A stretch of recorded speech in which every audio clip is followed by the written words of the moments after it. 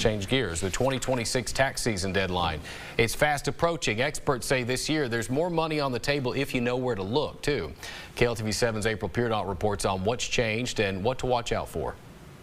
Tax season deadline is just around the corner. You really need to pay attention to where you're filing. Juan Martinez, president and CEO of Martinez CPA, says many people are seeing bigger refunds this season. With the new changes the government just implemented, there are opportunities for everybody to take advantage of those new credits, new deductions that are out there. Some common new credits include tip income deductions and car loan interest write-offs. According to the IRS, the average tax refund is nearly 11% from a year ago. The standard deduction has increased, so people are being able to make more money paying a little bit less tax, but also the credits have increased. For instance, the child tax credit went up from $2,000 to $2,200. The earned income credit went up to over $8,000 if you have 3 children. Seniors are almost getting their monies tax-free because seniors are now getting $6,000 more as an additional deduction. There's an increase in property tax deductions from $10,000 to $40,000. All those credits end up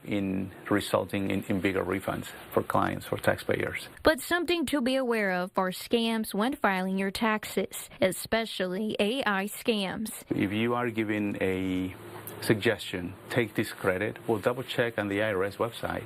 Does the credit even exist? If you earned overtime income in 2025, you may qualify for a special tax break. That'll put more money in your pocket. Also, if you had a newborn in 2025, you'll qualify for the Trump account, which is a government-seeded savings and investment account for your kids. It's free. It doesn't cost you anything, but you have to ask for it. And be alert on common mistakes. One of the best advices that I can provide is basically don't just try to get a bigger refund, but try to get your return right. April Peardot, KLTV 7 News. If you miss the April 15th deadline, you'll need to file an extension that will give you until October 15th to finish filing.